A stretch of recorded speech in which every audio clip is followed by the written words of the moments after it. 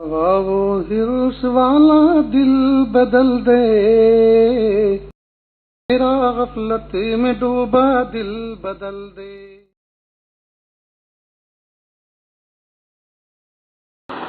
بسم اللہ الرحمن الرحیم، الحمد للہ وکفی وسلام علی عبادہ الذین اصطفی، اما بعد۔ اعوذ باللہ من الشیطان الرجیم، بسم اللہ الرحمن الرحیم۔ یا ایہا الذین آمنوا ادخلوا فی السلم کافہ ولا تتبعوا خطوات الشیطان انہ لکم عدو مبین۔ سبحان ربک رب العزۃ عما یصفون وسلام علی المرسلین والحمد للہ رب العالمین۔ اللہم صل علی سیدنا محمد وعلى آل سيدنا محمد وبارك وسلم۔ اللهم صل على سيدنا محمد وعلى آل سيدنا محمد وبارك وسلم۔ اللهم صل على سيدنا محمد وعلى آل سيدنا محمد وبارك وسلم۔ آج رمضان مبارک کی 5 تاریخ ہے، سن 1441 ہجری ہے، ماہ اپریل کی 29 تاریخ ہے اور سن 2020 عیسوی ہے۔ لاک ڈاؤن کا زمانہ ہے اور پوری دنیا میں کرونا وائرس کی وبا پھیلی ہے۔ اللہ سے دعا ہے اللہ پاک انسانوں کی حفاظت فرمائے اور انسانوں کو عبرت پکڑنے کی توفیق عطا فرمائے۔ اس بیماری کے ذریعے انسانوں کو اللہ رب العزت اپنی معرفت عطا فرمائے۔ اللہ رب العزت نے قرآن پاک میں فرمایا، اے ایمان والو، اسلام میں پورے داخل ہو جاؤ اور شیطان کی اتباع نہ کرو، بے شک وہ تمہارا کھلا دھلا ظاہر و باہر دشمن ہے۔ یہ حکم اللہ تعالیٰ اپنے بندوں کو دے رہے ہیں۔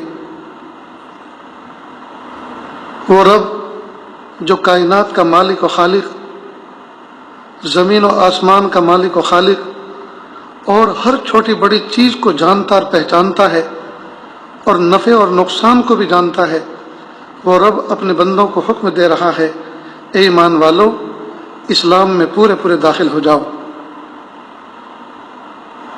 تو کیا ایمان اور اسلام الگ الگ چیزیں ہیں؟ اصل میں اللہ رب العزت مومنوں کی تربیت فرما رہے ہیں کہ تم نے مجھے مان تو لیا اور میرے پیارے نبی کی نبوت کا اقرار بھی کر لیا، لیکن چند چیزوں پر صرف عمل کرنے کا نام اسلام نہیں ہے۔ اسلام نام ہے اپنے آپ کو میرے حکموں کے سامنے، میرے نبی پاک صلی اللہ علیہ وسلم کی پر جو بھیجی ہوئی شریعت ہے اس کے سامنے اپنے آپ کو مکمل جھکا دینے کا۔ تو ایمان والو کو اپنے آپ کو پورا اسلام میں داخل کر دو۔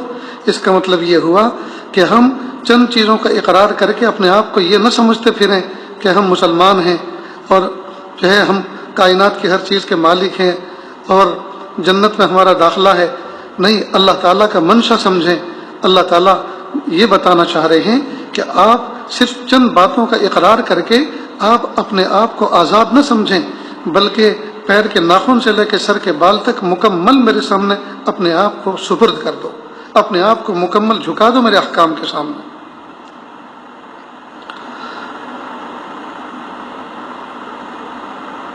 تو اسلام کا مطلب یہ کہ ہم سر تسلیم ہم کر دیں، ہم سرنڈر کر دیں اللہ کے سامنے۔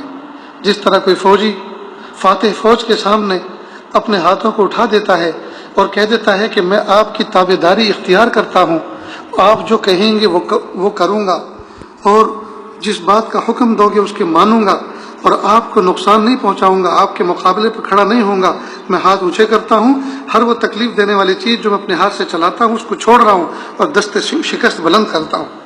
تو مکمل اپنے آپ کو کسی کے حوالے کر دینا، کسی کے سامنے اپنے آپ کو جھکا دینا، اس کو دنیا کی زبان میں سرنڈر کہتے ہیں، اس کو عربی میں تسلیم بھی کہتے ہیں، اور اسی کا نام اللہ کے سامنے بندہ اگر اپنے آپ کو مکمل جھکا دے اس کا نام اسلام ہے۔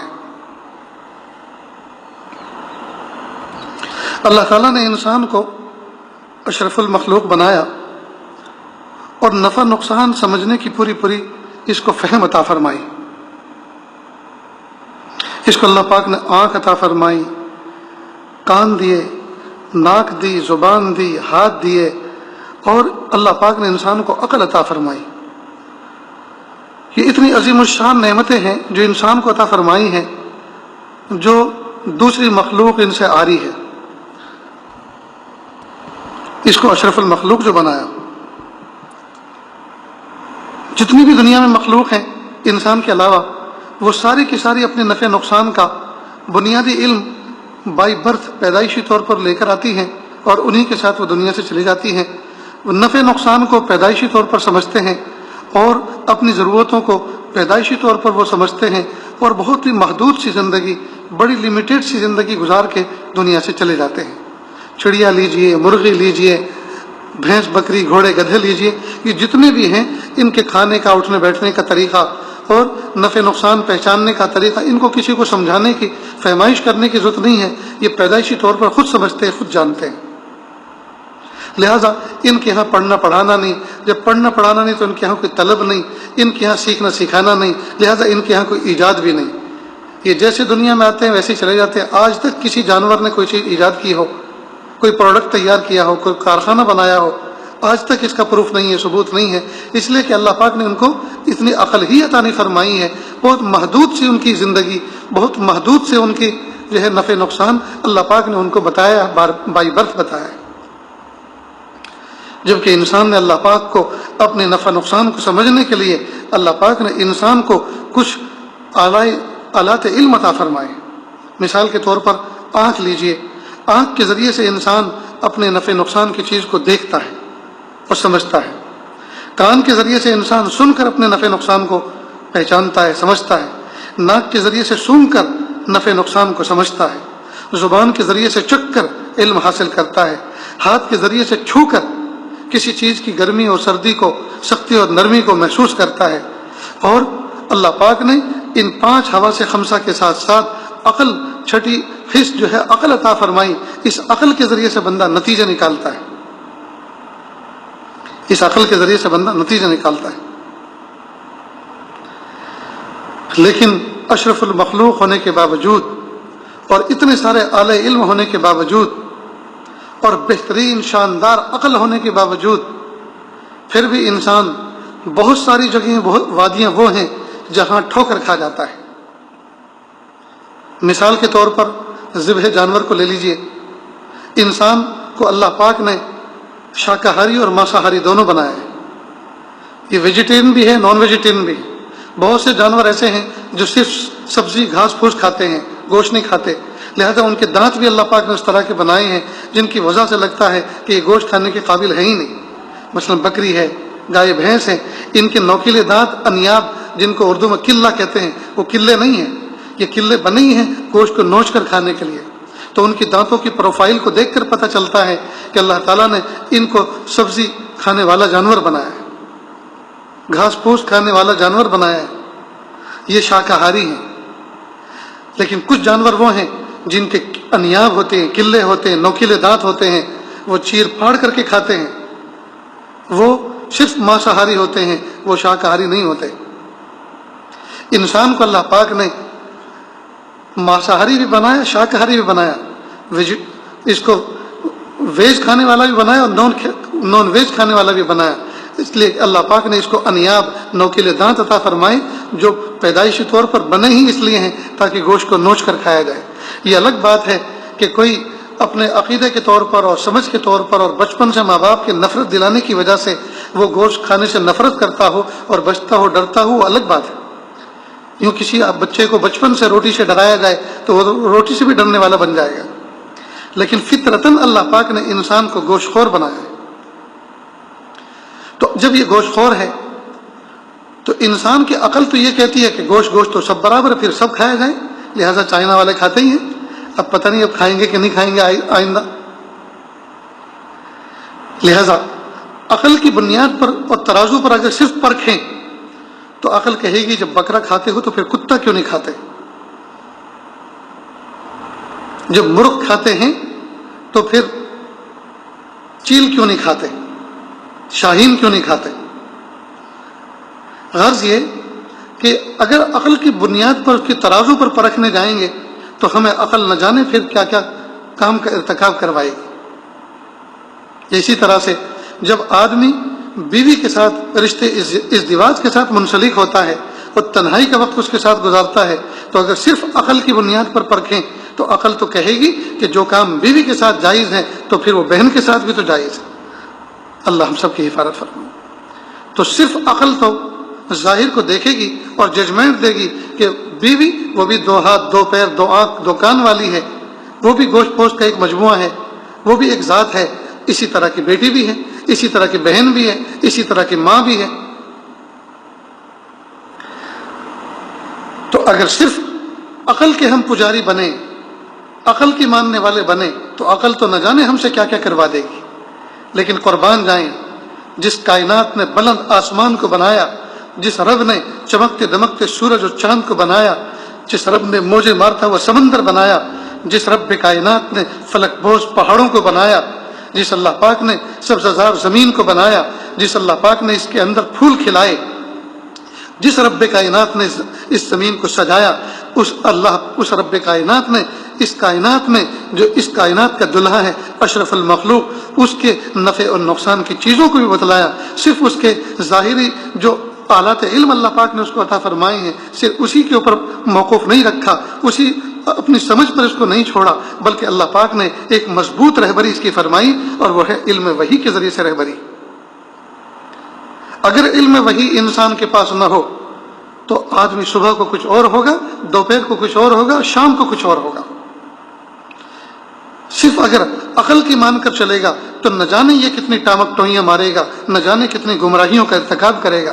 چنانچہ دنیا کے اندر بڑے بڑے عقل کے پجاری گزرے جنہوں نے گمراہیاں پھیلائیں، جنہوں نے جو خود بھی برباد ہوئے اور اپنے حلقے اثر کو بھی انہوں نے برباد کیا، جو صرف اپنی عقل کی مان کر چلے۔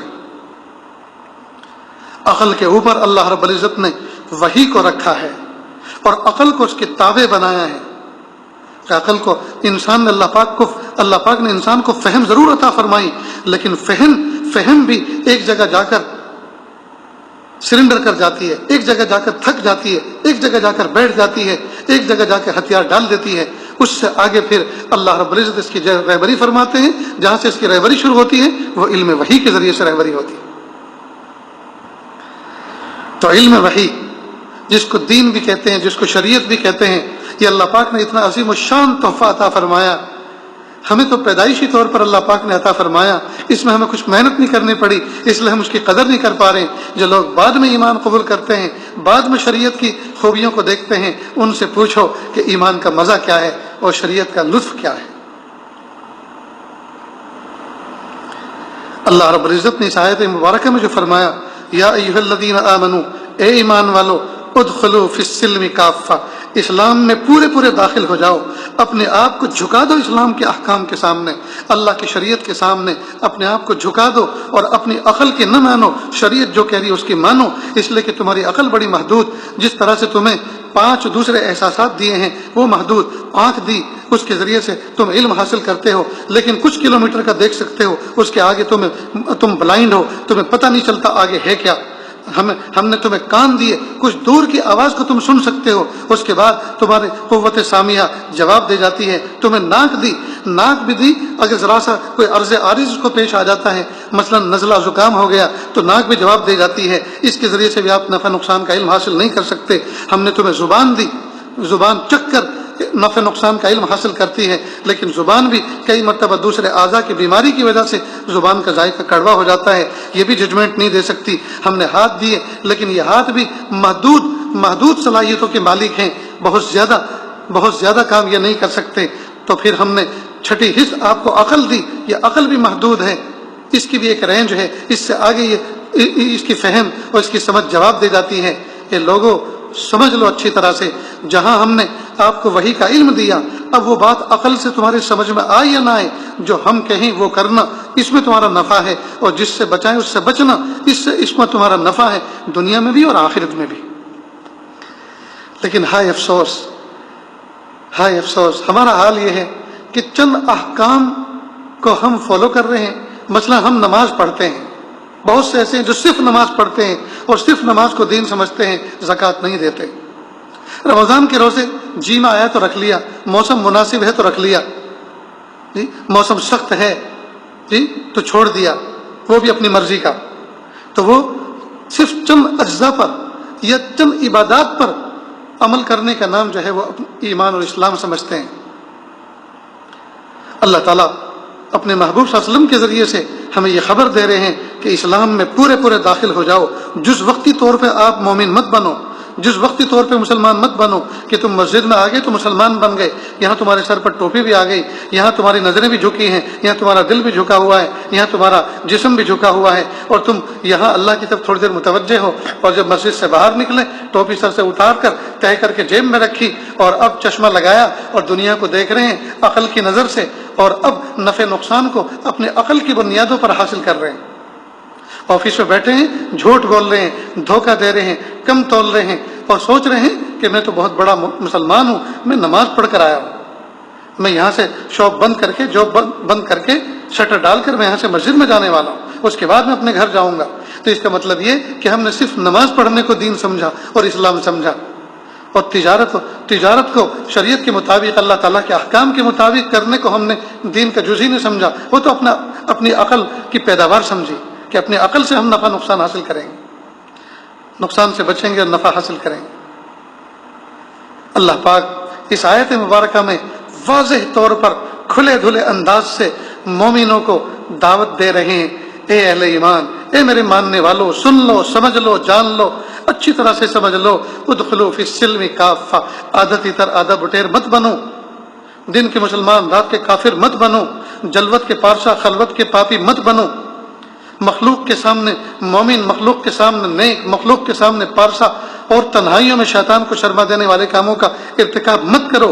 100% میرے سامنے سرنڈر کر دو، اپنے آپ کو جھکا دو، اپنے آپ کو جھکا دو، اپنے آپ کو جھکا دو، اسی میں تمہاری کامیابی.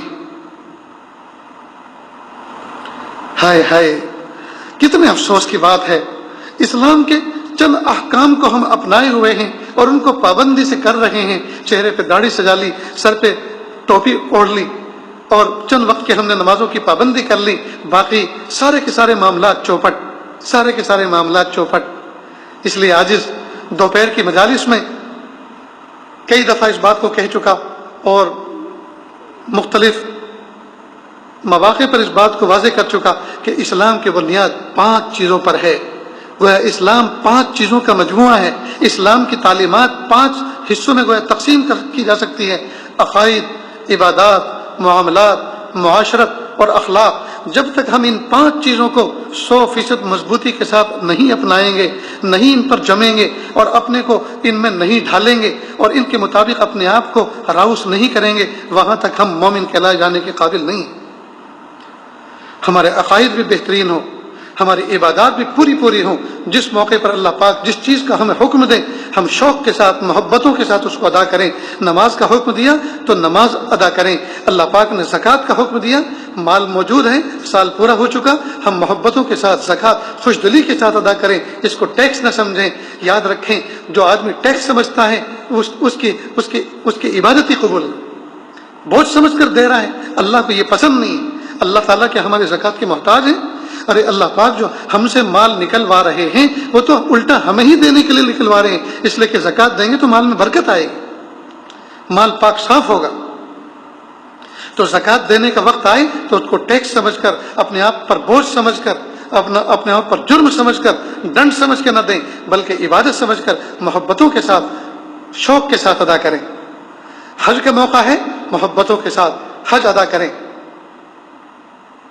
اسی طرح معاملات ہیں، لین دین کا معاملہ بالکل کھلے دھلے انداز سے شریعت کے مطابق صاف کریں.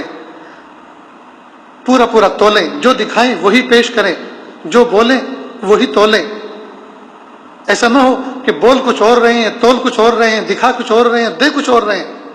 تو معاملات ہمارے بالکل صاف ستھرے ہوں اور معاشرت ہماری بہت اچھی ہو.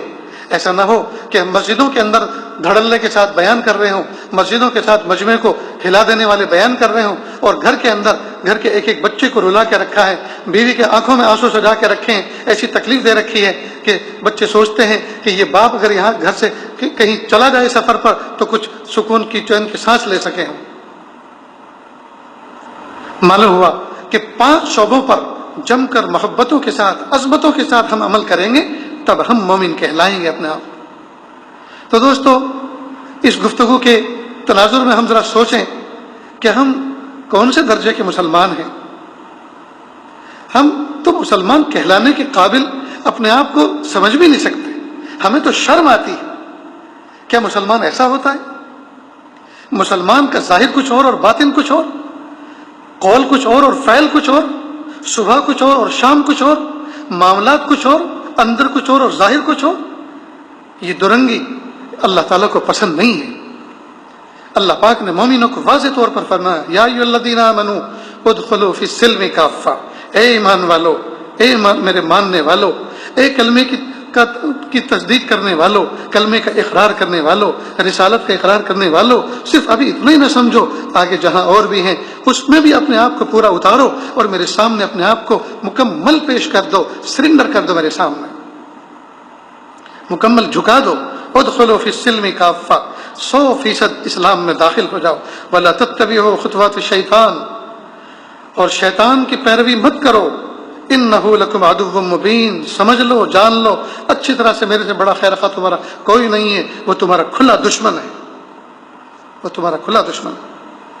میرے بھائیوں، اب اگر بس اسٹینڈ پہ کھڑے ہوں، بس اسٹینڈ پہ کھڑے ہوں، بھیڑ ہو، آنے والی بس کی طرف سب متوجہ ہو رہے ہوں کہ آئے گی رکے گی فوراً چڑھ جائیں گے، اتنے میں اجنبی کوئی شخص ہمارے پاس آئے اور کہے، بھائی صاحب دیکھو یہ جو آدمی آپ سے آگے ہے نا، 3 نمبر پر آپ کے آگے جو کھڑا ہے، لمبے لمبے بال والا، لمبے لمبے ناخن والا، ذرا اس سے سنبھل کے رہنا، یہ جیب کترا ہے، اس کی پہچان ہو چکی ہے، یہ جیب کترا ہے، تو ذرا جب کھڑے ہوں بیٹھوں تو ذرا اس سے بچ کر رہنا، ہوشیار رہنا۔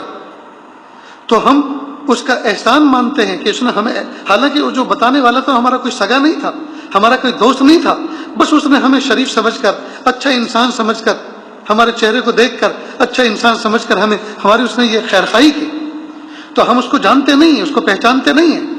لیکن اور یہ بھی کوئی ضروری نہیں ہے کہ یہ وہ سچ بھی کہہ رہا ہو، اس میں بھی تو بہت سے امکانات ہو سکتے ہیں، کوئی ضروری نہیں ہے کہ وہ سچ کہہ رہا ہو سکتا ہے اپریل کے مہینے ہمارا بیوقوف بنا رہا ہو، اور ہم اپنی اس کی بات سنتے کے ساتھ ہی اپنی دونوں جیبوں پر ہم نے قابو پا لیا اور دونوں اچھی طرح مٹھی میں بھیج لی ہوں، اور وہ بھی دیکھ کے خوش ہو کہ دیکھو ایک بات کہی اور فوراً اپنی جیبوں کی خبر گیری پہ یہ آدمی ایک دم تیار ہو گیا۔ تو جس آدمی نے ہمیں کہا تو بہت سارے امکانات ہیں اس میں، ہو سکتا ہے وہ جھوٹا ہو سکتا ہے وہ اپریل فل بنا رہا ہو، لیکن بہرحال جب اس نے کہا ہے تو ہم اس کو فوراً مانتے ہیں، اور مالی نقصان پر ہمیں باخبر کیا ہے تو ہم اس کی بات پر 100% عمل کرتے ہیں۔ تو ایک اجنبی کی بات پر مالی نقصان کو سامنے رکھتے ہوئے اس کی بات پر 100% ہم ماننے کے لیے تیار ہو جاتے ہیں، اور اتنے بڑے رب نے ہمیں کہا، اتنے بڑے رب کائنات نے ہمیں کہا، دیکھو شیطان کی پیروی مت کرنا، انہ لکم عدو مبین، وہ تمہارا کھلا دشمن ہے۔ لیکن ہائے افسوس، آج تک رب کے کہنے پر ہم نے عمل نہیں کیا، رب کے کہنے پر اس کو ہم نے اپنا دشمن نہیں سمجھا۔ کتنے بڑے دھوکے کی بات ہے۔ اس لیے آج ہم سچے دل سے کلمہ پڑھیں، لا الہ الا اللہ محمد رسول اللہ صلی اللہ علیہ وسلم، ہم سچے دل سے اللہ سے توبہ کریں، استغفر اللہ ربی من کل ذنب واتوب الیہ، اور سچے دل سے اسلام میں داخل ہو کر ہم یہ عہد کریں، یہ عزم کریں، میرے پیارے رب جو کہیں گے وہ کریں گے، جس سے روکیں گے اس سے رکیں گے، میرے پیارے اللہ ہمارے لیے عمل کرنا آسان فرما، ہمارے لیے بچنا آسان فرما۔ جس رب کائنات نے قرآن پاک کی دولت ہمیں عطا فرما کر، نفع نقصان کی چیزیں ہمیں بتا کر، اللہ پاک نے اتنا بڑا ہم پر احسان کیا، ہمیں اپنی دعاؤں میں اسی رب سے، اسی محسن رب سے ہمیں یہ بھی مانگنا چاہیے، میرے پیارے اللہ آپ نے ہمیں پیپر کے سوال تو بتا دیے ہیں کہ پیپر میں یہ پوچھا جانے والا ہے، لیکن میرے پیارے اللہ یہ سوال بھی تو آپ سمجھا دیجئے، سوال کا جواب دینا بھی تو ہمیں نہیں آتا، یہ اللہ ہمیں عمل کی توفیق بھی تو دے دیجئے۔ یہ چیز ہم اللہ سے مانگیں، اور یہ رمضان مبارک کا موقع اللہ پاک نے اس سبق کو مضبوط کرنے کے لیے اور ایمان کی پاور کو بڑھانے کے لیے اللہ پاک نے بہت ہی آسان یہ موقع عطا فرمایا ہے. یہ بڑا سنہری موقع ہے. پتہ نہیں زندگی میں پھر یہ لمحات یہ موقع ملے یا نہ ملے. اس لیے ہم سحر و افطار کے موقع پر جو دعا کریں اس میں اپنے ایمان پر اللہ کا شکر ادا کریں. میرے پیارے اللہ، میں آپ کا شکر ادا کرتا ہوں کہ آپ نے مجھے ایمان جیسی دولت عطا فرمائی، اسلام جیسے مجھے دین عطا فرمایا.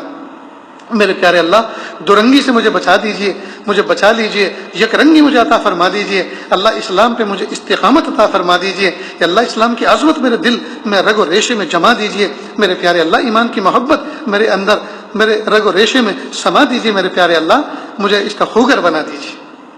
تو یہ چیز ہم اپنی دعاؤں میں مانگیں اور قدم قدم پر اللہ تعالیٰ سے استعانت طلب کریں، مدد طلب کریں. میرے پیارے اللہ، اذان ہو چکی ہے، نماز کے لیے اعلان ہو چکا ہے، مؤذن نے اذان دے دی ہے. میرے پیارے اللہ، میرے جسم میں سستی آ رہی ہے، شیطان مجھے بہکا رہا ہے. اللہ، ایسا کوئی کام آنے نہ پائے، کوئی ایسی غم کی خبر آنے نہ پائے کہ جس کی وجہ سے میں نماز سے غافل ہو کر ان چیزوں میں لگ جاؤں. میرے پیارے اللہ، مجھے عافیت کے ساتھ، محبتوں کے ساتھ، عظمت کے ساتھ نماز کا فریضہ ادا کرنے کی توفیق بھی عطا فرمائے. تو جس موقع پر اللہ تعالیٰ جو کام ہم سے لینا چاہتے ہوں اور جس کام میں اللہ پاک ہمیں مشغول دیکھنا چاہتے ہوں، اس موقع پر اللہ تعالیٰ سے ہم اس موقع کی توفیق بھی اللہ سے مانگ لیں.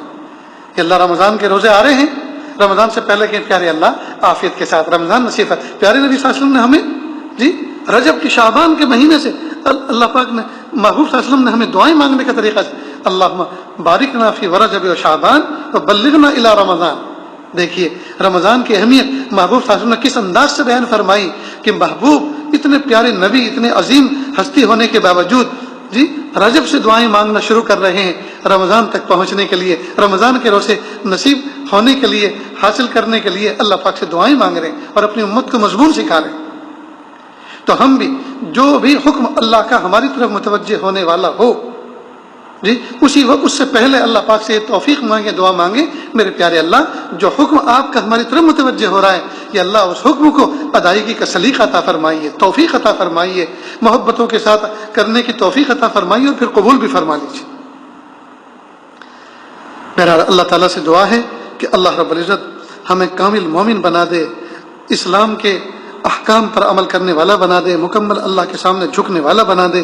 اور آج تک جتنی کمی کوتاہی ہوئی ہیں اللہ جی، ہم آپ سے بھیک مانگتے ہیں، آپ ہمیں معاف کر دیجئے، ہماری کمی کوتاہیوں کو معاف کر دیجئے اور آنے والی زندگی کو گزری ہوئی زندگی کا کفارہ بنا دیجئے. وآخر دعوانا ان الحمد للہ رب العالمین. دعا کر لیجئے.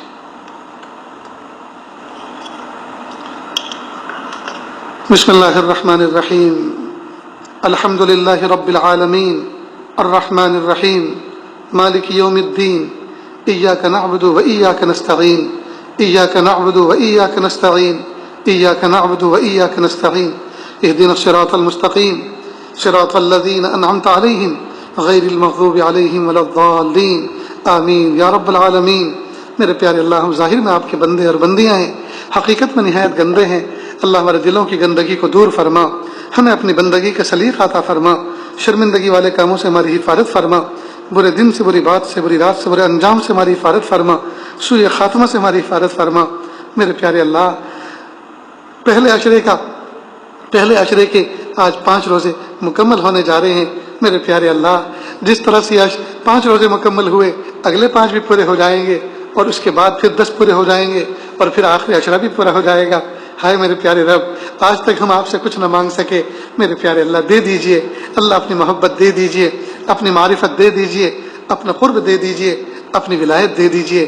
اللہ، محبوب صلی اللہ علیہ وسلم نے فرمایا سحر افطار کے موقع پر فرشتے آپ کی طرف سے اعلان کرتے ہیں، ہے کوئی مانگنے والا ہم دیں، ہے کوئی مغفرت چاہنے والا اس کی مغفرت کریں.